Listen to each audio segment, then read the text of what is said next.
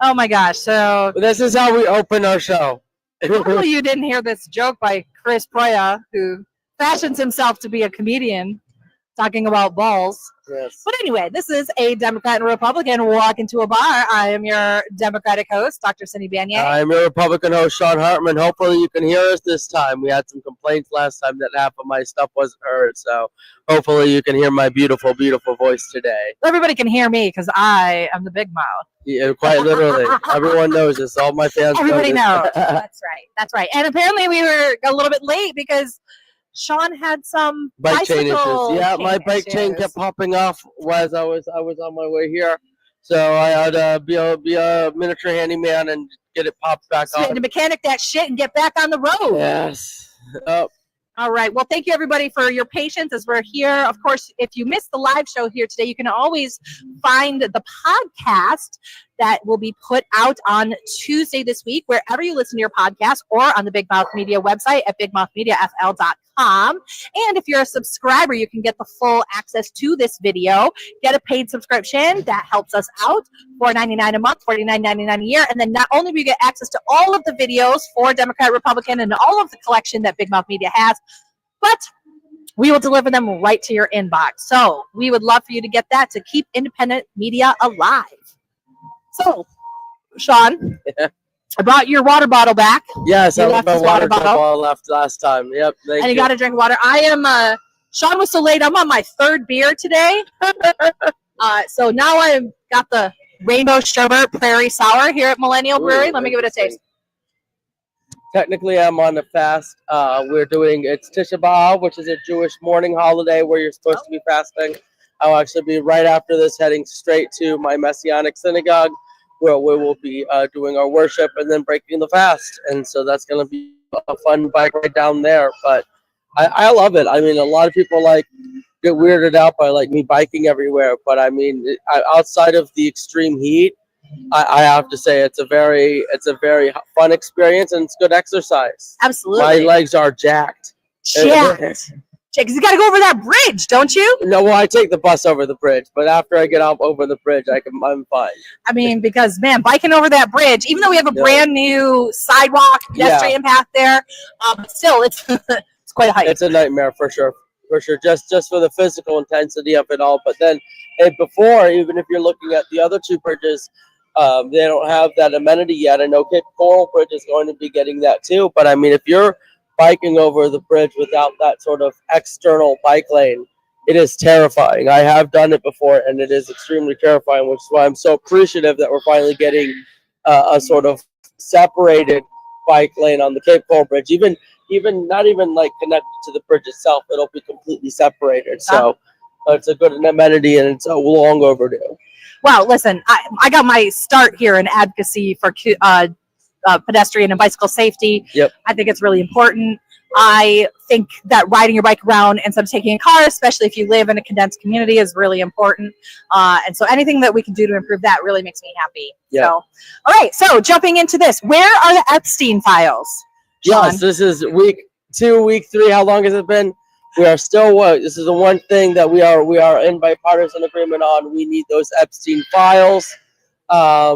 Of course, obviously, no update because everyone's a freaking coward now, and no one has been. So, what do you think about the news that came out this week that Pam Bondi had given warning to Donald Trump back in May that his name appeared in the Epstein files, and apparently the FBI had redacted his name out of the FBI files? What do you have to say for that? I haven't heard anything about the redaction. What I have heard a few weeks ago is that Pam Bondi did let Trump know that he was in the files, and that there was a specific team looking for Trump's name in the files.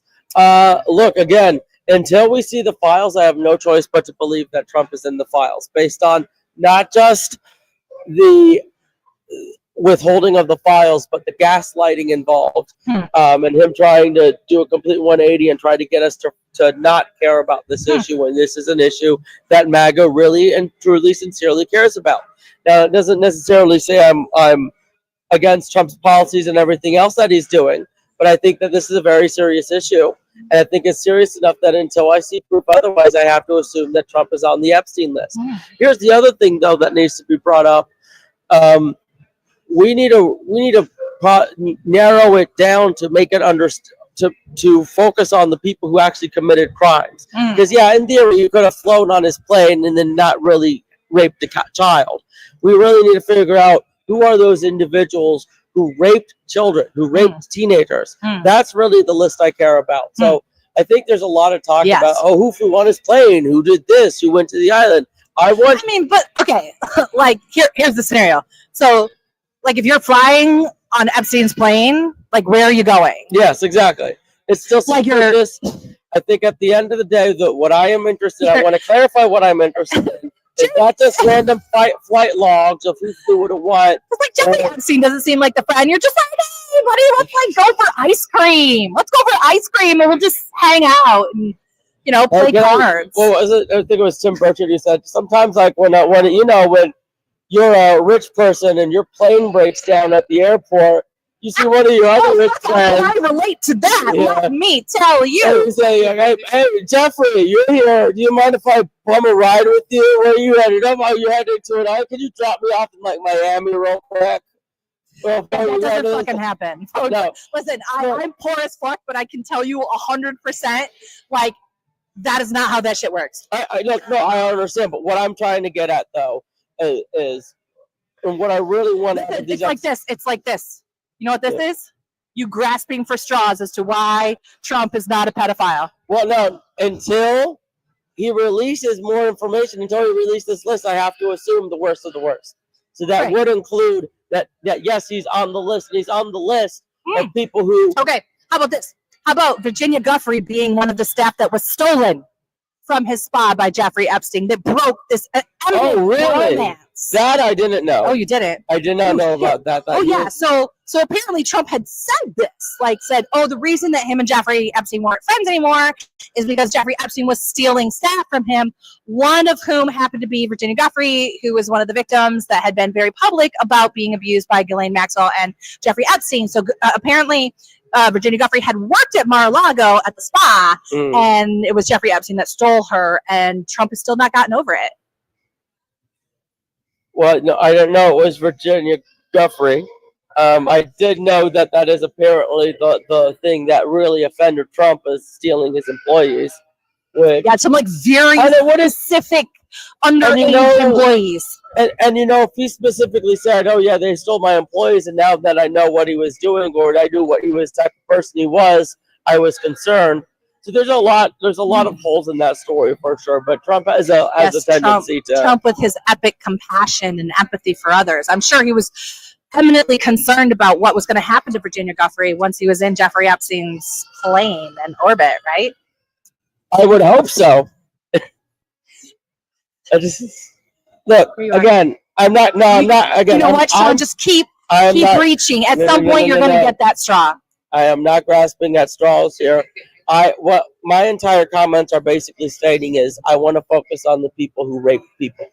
Okay, right. And there are there chances that there are people on this list, broadly speaking, that aren't. Fine, I don't know, but we don't have that information, and until I have that information, I have to assume the worst of the worst, which is that Trump went to the island and possibly did illegal things. I'm not going to make that full accusation, but until we get more information about these lists and who was what, then that's all I can assume, unfortunately. Yeah, rough. All right, so honestly, I only talk about Jeffrey Epstein because I know it really fucking gets the MAGA folks going. It does. Because I've been way more concerned about all the other crazy shit that's going on. So, Sean, what else has been happening that has caught your interest the last couple of weeks?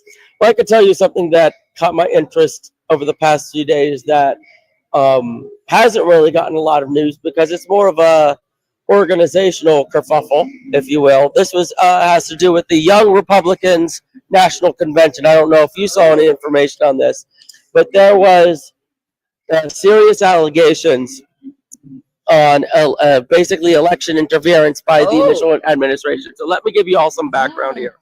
So we have currently the Young Republicans are led by a group of people who aren't really super pro-Trump. All right, they endorsed Nikki Haley in the primary last cycle. So a lot of the MAGA Young Republicans were like, we don't want this. So they set up their own ticket. This ticket was supported by a lot of members of the Florida Young Republicans, including the organization that I'm a part of, the Gulf Coast Young Republicans. They sent delegates up to the Young Republican National Convention. The Young Republican National Convention denied them access, saying they did not have the proper delegate status based on information that was not properly sent to them, allegedly from the YRNF to the FFYR. Because of this, there was enough votes for this other ticket, but they did not win. And so this is essentially an accusation of cheating, which I am, as it was my organization that was affected, I am inclined to agree. Because what the Young Republicans, or what I'm calling them now, the Young Rhino National Federation, has done is basically said they don't care about the voices of Florida Young Republicans. So I am now pushing internally with my Young Republicans organization for the Florida Federation of Young Republicans to withdraw from the Young Republican National Federation.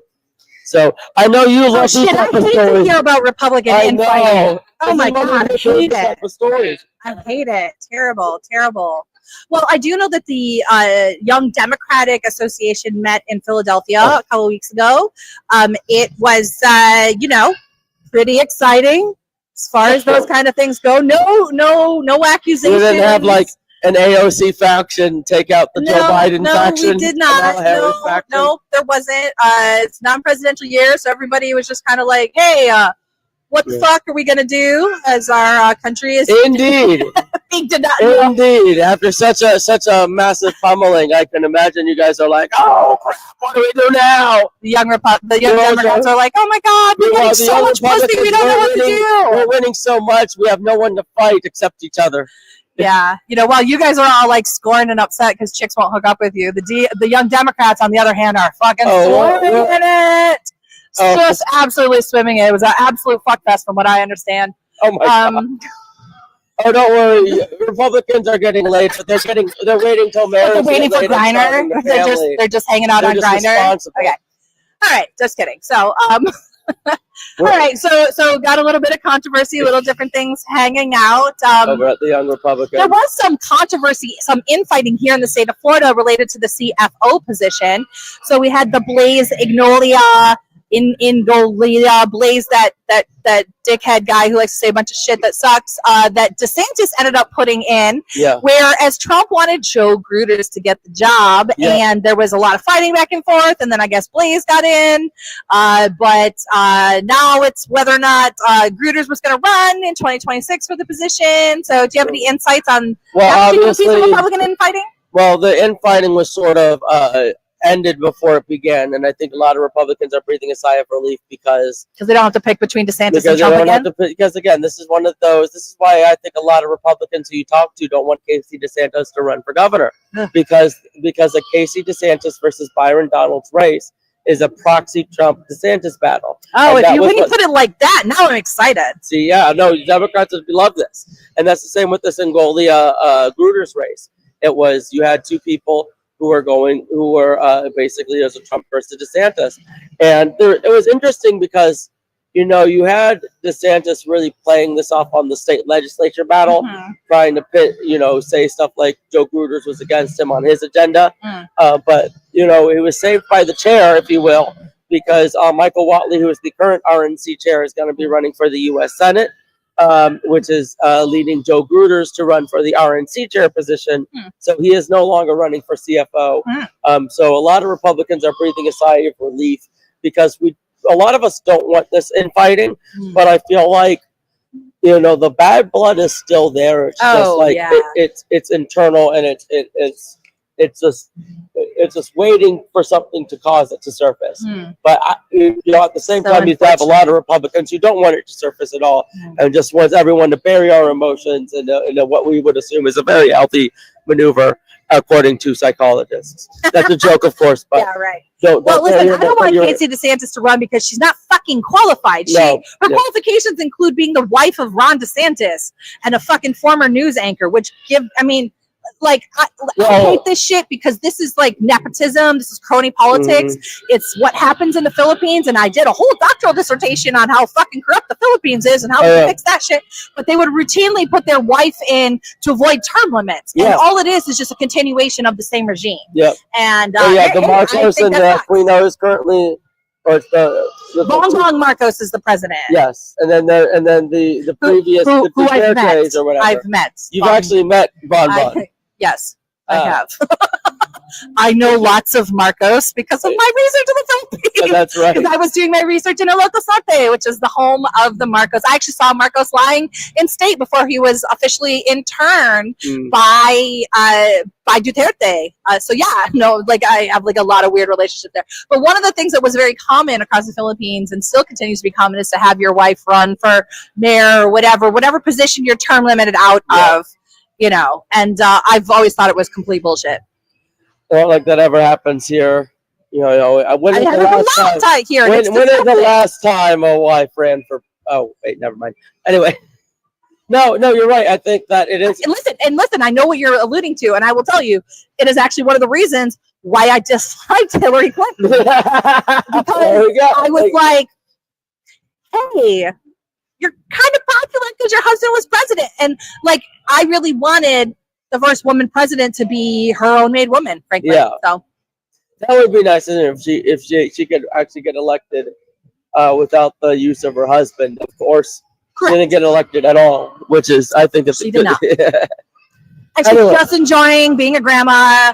You know, we're still with you, Hill Dog. Like, keep it up. Okay. Yeah. All right. So, other fun things in Florida politics that came out this week. There was an amazing Daily Beast piece on Byron Donalds and his hand man, Larry Wilcoxon. Did you by chance check that? I did not check that out, but I have heard that Larry Wilcoxon is actually no longer on staff with Byron. I fucking bet he's not.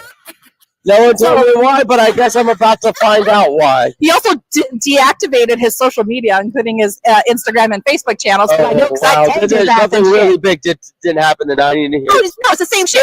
So here's what's fun. It's like, this has all come about because of me. Thank you very much. Thank you, everybody. Oh, you're welcome. Because I had been pushing and telling a lot of people and pointing out that the vast violent criminal history that Larry Wilcoxon had, and the vast amount of people that his other right-hand man, Jesse Purdon, has killed. To my knowledge, Larry Wilcoxon. So you're why Jesse Purdon's not district director anymore either. Ooh, I didn't know that either. You didn't know that? It could very well be because I was pushing that shit. It's become quite a crisis for a current chair. Who's also affiliated with Byron Donalds, but she hasn't killed anybody as far as I know. No, because she's a decent human being and knows how to drive safely. She wasn't at a drinking party and killed a lady on I-75 like this Purdon? I have driven with Mercedes many times. Never has she been drunk when she drives. Well, that's wonderful to hear. So that is much better than his other right-hand staff members, who, by the way, once I had been putting this out on, especially on Twitter, they both violently cornered me in a town hall after Hurricane Ian, basically trying to intimidate me from continuing to put this information out. So long story short, what happened is I had been putting out information, different blogs and stories and periodicals about the criminal past of Larry Wilcoxon and the lady that Jesse Purdon killed, and they both were coming after me for it.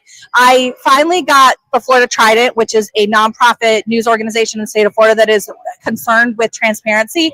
They did a story about just basically how shady and violent Larry Wilcoxon is. And then finally this week, the Daily Beast picked up that story. Oh, wow. And continued with it. They did additional independent research and noting that he was accused of sexual misconduct, not once, but twice. But to be fair, only one time was against a minor in the state of Indiana. Accused, correct? Accused. Not charged, not convicted. Correct. Accused, okay.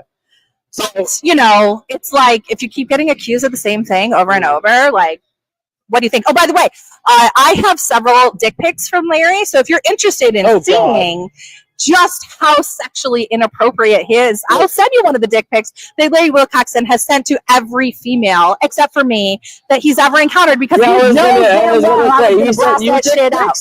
No, okay. Well, he's at least smart enough to have not fucking done that, but he has done that to several of my friends whom I have obtained those dick pics. So if you want to see the former senior advisor on race to Donald Trump, Larry Wilcoxon, because by the way, he worked for Trump as well. How recently was he sending these dick pics? Like a couple months ago. Okay. So here's the thing. What did he send to a lesbian? He sent a lesbian a dick pic. Okay. So Just so we're clear. I'm gonna split these up into two separate things. First off, anytime anyone talks about criminal history, criminal record, criminal past, I look at what the person became. I myself have a criminal history. If you look it up, I committed burglary at the age of 18. I am a much different man now. All right, and I look at the same thing with people like Larry Wilcoxon. And until you told me about the dick pics, and again, Larry Wilcoxon was also, grand thefts in 2016 when he was in his 40s. Again, still people change. The whole point of being a Christian is that we stumble and we fall constantly, and we always have to be forgiven of our sin. Now, that's really fucking cute, but like, he's a menace. I actually got a phone call one time from his ex-girlfriend's friend because he beat the shit out of her and stole her Bentley. Okay, when was this? That was 2023. Okay, so if as you're saying, that these allegations, and there are criminal filings related to that as well. So look, he clearly hasn't changed, and he needs help. And if that's the case, if he's still both engaged in violent activity and first off, I don't get why anyone ever sends dick pics. He violently cornered both me and Kelly Lichter, two of Byron Donald's political opponents. I've heard of that confrontation. Look. Yeah, the only difference between the situation with me and the situation with Kelly Lichter is there was video of the incident with Kelly Lichter. There wasn't video of when Byron and Jesse cornered me. So Larry. Let me clarify. Larry Wilcoxon and Jesse Purdon cornered me. Byron came and pulled the two of them off me twice. Yeah. And they cornered me and shouted me down for sending this information out because they clearly did not want to know. And good on Byron Donalds for doing that, Yeah. Again, he was your opponent. You think that he'd be okay with that type of stuff, but he going in and defending you shows you again the type of man that he is. Again, I personally have I haven't seen Larry in a while, but I have a good relationship with Larry personally. But again, if he has these issues, he needs help. He needs spiritual guidance, and that's all I will say about that. I see Larry as a fellow man of God, and like any man of God, he might struggle with some very serious and troubling sins. And so I will pray that he gets the help that he needs to recover from that sinful behavior. So that's what I'll say about that. We're all going to pray for Larry that he doesn't fucking hurt or kill anybody else. Or sexually assault anybody else. Yeah. Or steal any more cars. Yes. Or Bentleys. Yes. Let us pray that he can get back to Christ. Because he really needs it. Yes. I know you're saying this all sarcastically and everything, but it's my serious response. No, fucking pray as much as you can. I mean, maybe it'll fucking help. I don't know. Interestingly enough, so the Daily Beast story came out, and apparently Larry Wilcoxon, and apparently I just learned Jesse Purdon are both on the outs with the Byron Donalds team as he is trying to ascend to the gubernatorial seat in Florida. He is shedding some of this very, very heavy and controversial set of advisors that he has had. Yeah, good for him. He's making wise decisions on who he associates with. Again, you have to be careful. Now, we still don't know exactly how his record got expunged, but I think that's a story for another day. Yeah. Well, again, like I said, like all of us, we've all made mistakes in our past, and I think Byron, especially, we know from our discussions on the podcast with the. All right, Sean. What else? What else is brewing? What else is brewing? So I heard the tariffs are delayed another week. We did get some. We get some trade deals. Yeah, I'm sure you're happy about that. Yeah, we got some. I mean, listen. I don't give a fuck. I kind of want the tariffs to go into action so we can watch the inflation go through the roof. I mean, this is the dumbest shit I've ever seen in terms of taking your own economy. So, look, I do have to appreciate the fact. I mean, I know we're making fun of Taco Trump constantly, but I appreciate the fact that he is smart enough to realize that, this will have a negative effect on the economy, and I should probably delay it. I mean, is threatening something and then not doing it smart? Well, it does make us unreliable. Yeah, it does. Deals totally makes us unreliable, which is like, guess what? Bad for the economy, right? Because guess what economies love? Guess what businesses love? Stability. Yep. Predictability. You know why? Because they're 2 to 3 years out in terms of their purchasing and what they're going to build and what they're going to buy. And that's why a lot of these tariffs and the tariff threats haven't had that much of an effect, because a lot of these businesses were smart enough to realize, Trump's coming in, let me buy all my global stuff in bulk. years in advance before he even gets into office. But yeah, this will eventually. We already actually saw this past set of numbers, saw that inflation had ticked up to 2.9%. So inflation is creeping in, and it is related to the tariffs. And that is one of the reasons why the Federal Reserve chose to not decrease the interest rate, which resulted, by the way, in 2 defections. Trump sycophants on the Federal Reserve Board decided that they wanted to push a political agenda from Trump to advocate for reducing or cutting the interest rate. Those 2 people advocated against it, and then one of the other people on the board subsequently resigned his term early. I did see that, leaving open a position for Trump to put somebody who's much more favorable to his policy in place. So, and then we also have that on the back of, on Friday, Trump firing the head of the National Bureau of Labor and Statistics because he did not like the revision to the June and July labor numbers, I believe, which showed a significantly smaller amount of jobs that were created. What do you think about all that? Well, numbers normally don't lie. Again, I don't know too much statisticians usually really enjoy being accurate. Yeah, they kind of need that. And again, the reason they get revised so often is because you get more information coming in, more data coming in. So it's a very nuanced issue. Again, the president, I guess, has this authority. It seems a bit petty. Yeah. But I think fire the numbers person because you don't like the numbers. Yeah. Oh shit! I've literally experienced that in my life. So anyway. So again, because I am also have a history as a numbers person, doing evaluation and transparency, and I once put forth some numbers that people didn't really like, and then my job was on the line as well. So I can totally relate. A good politician can defend the numbers, you know. I guess dictators just fire them. Again, well, I wouldn't call Trump a dictator, but again, demagogues just fire them. Sure, we'll go with demagogue. I guess. Sure. Someone who says we're going to go with demagogue. I guess we'll go with demagogue. But anyway, look, I don't know too much. It's a weird fire to hear about, and just the concern of it all. It's like, oh, the data guy is getting fired. First off, I do agree. Like, why fire the data guy? It does sound kind of ridiculous. And also, you know, outside of you just don't like the numbers. You know, what does he do outside of he doesn't even do the numbers. He and the team compile the numbers. Right. He's just the guy who's leading the team. Yeah. And so, yeah, it's just I think it's. I don't know too much about it to really have an opinion on it, if I'm being real honest. Cool. So what else do you want to talk about then, John?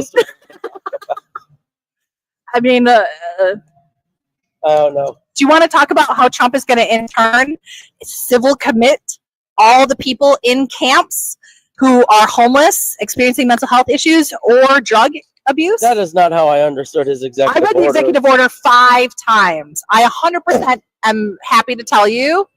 Oh, Lord. Okay. I can tell you that I've read the executive order several times, and it absolutely says mental illness or homelessness or drug abuse or otherwise cannot take care of themselves. I'm extremely concerned that this particular executive order will leave open the opportunity to basically put in anyone into a camp. And especially because there's been so much rhetoric around saying things like Democrats and liberals, liberalism is a mental disease. You ever heard that one before? Yes, I've heard that. Right. Yeah. So what do you think that's setting up here? Because there's no definitions in the executive order of what that means. We also, by the way, have no place to intern these people. Yeah. So I think my prediction is that we're going to see things very similar to Alligator Alcatraz put up, and then the homeless folks are going to be picked up, and basically anybody else that they feel like throwing into a camp is going to be thrown in camps indefinitely. So what's your take on it? So if that was to happen, I would obviously be vehemently opposed to it. That sounds like that FEMA camp conspiracy theory back in the day too. It's not a conspiracy theory. I'm literally reading it. Like, again, I will have to read that executive order to be sure. But I understand that the executive order is just you're trying to get homeless people off the streets. But you're right on the point that I wouldn't. Where are we going to put them? I mean, the issue that we we have, the reason there are homeless people in the streets is because there's not places to put them already. Right. And And one of the things that the executive order says is also to remove housing first, which, by the way, and I can tell you this definitively as somebody who has worked in homeless services. I ran a homeless organization for 6 years here in Southwest Florida. The only empirically effective type of intervention for homelessness is housing first. Yeah. That is specifically called out in the executive order to be defunded. And it also says to essentially look into criminal charges for people who are engaged in harm reduction programs. These are things like safe injection sites and methadone clinics, which have been very effective at helping people manage and overcome addictions. And I also, by the way, ran a recovery organization. So I am very aware of the types of programs and interventions that have worked and what does work and what is funded and not funded. And I'm very, very concerned about every single line of this executive order. So on that second point, I don't understand how, creating a place where you can get drugs gets you off of drugs. I understand, like, you have a safe injection site so you can do it safely, but again, and also not get diseases and die, not spread disease to other people. I would hope that the getting diseases and die would be a deterrent, but that's again, people who are addicted to drugs are not thinking like that. So there needs to be treatment. I just don't understand how the treatment is giving them. I mean, a lot of people actually talk about, drug use as like slow suicide. Yes, no, definitely right? It is. And that's the problem with addiction. I 100% agree with you. But I don't understand how the solution to addiction is fueling that addiction. It doesn't fuel that addiction. And actually, there's a really significant body of evidence that shows that if you have harm reduction, you pair that oftentimes with counseling and other things, as well as stabilization through programs like Housing First, you can actually, you wean people down on programs like that. And that's what I want to talk about too, is I have seen the same evidence that you have, and especially down here, the talking about the Housing First approach. I mean, you have to how do you solve people who are homeless? Get them into a home. It's like it's common sense. I mean, basically, the other argument is that you can't solve for addiction. You can't treat mental health. You can't get people working. Yeah. Right, unless they're stabilized in a home, because you need to be able to eat. You need to be able to take a shower. You need to put on clean clothes. But that isn't to say also that we all do need a comprehensive approach that tackles all of that as well. Let me tell you what's not going to work. Rounding up people and throwing them into a fucking camp for no fucking reason with no fucking way out. That's not going to work. So again, that is what this is saying. Civil commitment. So we're talking about putting people into facilities with no sort of parameters in terms of what the qualifications are for them to be there and what the qualifications are for them to get out. Yeah, that should scare the fucking shit out of everybody. Constitutional questions on that for sure, because then you're like rid of habeas corpus already right there. Correct. You have a right to know why you're being detained.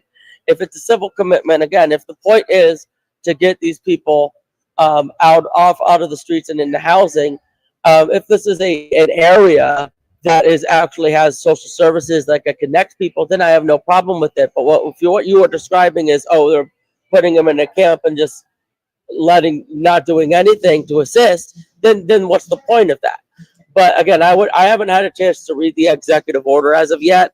I've read it several times. It's fucking horrifying. My understanding of it is it's first off, and also, and honestly, I think a big concern for me is that this is what is going to open up the capacity for the rounding up of political opponents. Okay, because if you, like I said, mental illness, we've seen rhetoric that connects being a Democrat, being a liberal, being a progressive. The only reason I'm not pushing back on you as I normally do on your hyperbole is because we have had Republicans in the state legislature, I think in Michigan, who tried to codify that into law. So because of that, I can't fully push back on you on that. Stuff, I mean, there's not a lot of hyperbole when we have state legislatures in place, like legislators in places like Minnesota getting fucking shot. Yeah. I mean, the increase in political violence against the opposition party of Trump is huge and increasing, and it is a worry. Yeah, concentration camps were thought to be hyperbole, but they're not as well. And so, this is real. I'm also concerned about the component of that executive order that says or can't take care of themselves, because I also feel like that is a way to target the poor right? So if you can't take care of yourself, is that somebody who's on Medicaid? Yeah. Is that somebody who's on food stamps, right? So we're going to start putting those people in camps as well. I don't know. There's a lot of openness about this, and we don't really know how it's going to ultimately be implemented. Well, the other part of it also is with an executive order. One, it has to be connected to actual federal legislation, and more importantly, though, homelessness and housing It does not have to be connected to federal it has to be connected in some sort of federal authority. It does not. Yes, Absolutely. it does. No, it doesn't. Executive orders are orders by the president to the administration to do certain things. Okay, yeah. It has nothing to do with the legislation whatsoever. What I'm saying is that those offices who he's giving the order can't do anything he outside of... He specifically said to reroute funding from Housing First and from the harm reduction programs to achieve these aims. Okay. So that's what I'm getting at right there. Yes. Okay. With an executive order, right, it's not an actual creation of policy. It's directing of funding. It's directing of the agency. It's directing the agency. So there's So saying it usurps the power of the legislation. So first off, again, the agencies can't do anything, in theory, can't do anything outside of both their constitutional and congressional purview. That which has been given to them by Congress through legislation. So that's one part of it. And the other part of it, again, is homelessness is really a state issue, not a federal issue. So yes, what you're talking about is reducing funding from Housing First, which we know is proven successful. Again, I do agree with you. That is kind of a foolish decision. But then he can't direct the creation of these quote unquote homeless concentration camps. All right? Why the fuck not? We got Alligator Alcatraz. Alligator Alcatraz was done by the state and is a state-run agency. So yes, if governors and the states decide to implement these programs, what would be the difference if Ron DeSantis decided to build one of those for homeless people? If you would, then I would be concerned and would be joining you on that. And I'll see you on the streets, my friend. I would be checking in and seeing exactly what we're talking about. Now, if we're talking about a concentration camp, are you literally trying to justify concentration camps? No, what I'm trying to say is, are we talking about an actual concentration camp or some sort of program? Literally putting people without legal due process into a camp? It's a fucking concentration camp. Again, if it's an actual concentration camp, yeah. If it's some sort of Dear Lord, shelter, sweet baby Jesus, that is trying to get them out of homelessness. No, you're freaking. You're making this we're gonna have a shelter full of services. I would fucking love to see that. Okay, all right. So we can actually get these people into good homeless shelters. Fine. Then that's not a concentration. Why the fuck haven't we done this before then? Agreed. Thank you. All right, so Sean is going to be holding out for the really humanitarian-focused homeless service organizations that Trump is going to build. I have hope. I am over here going, these are going to be fucking concentration camps that they're going to throw Democrats, people with mental health illness. These are going to be the health farms that Robert Kennedy Jr. was talking about. So, you know and so that's going to be super fun. I can't wait to fucking get to Camp Alligator Alcatraz with my Lexapro. They're going to get me off that Lexapro. Can't fucking wait for that day. All right, anyway, so to end this discussion, we do have one question in the audience here from JB Strawberry. Thanks for joining us. And the final thoughts that we'll have today, sugar and regular Coke. Sugar and regular Coke. That's basically just Mexican Coke. We just brought Mexican Coke to the United States. So deport it? No, we made them American citizens. We're going to make Mexican Coke American citizens. Fantastic. I mean, cool idea, bro, I guess is my response. But I know that the sugar industry does not have the capacity to keep up with the production of Coke using cane sugar. As a major cane sugar growing area in the United States, I know that is not possible. And I heard actually that Coke was maybe talking about a limited run with blah, blah, blah. But here's the thing. That was some crazy fucking bullshit that was talking about Maha, Robert Kennedy Jr. Let's have that. But the fact of the matter is the corn lobby in the United States, very, very long time ago, already took up USDA to get subsidies to put corn syrup in Coke. So I think they're going to win out when it comes to the end of the day.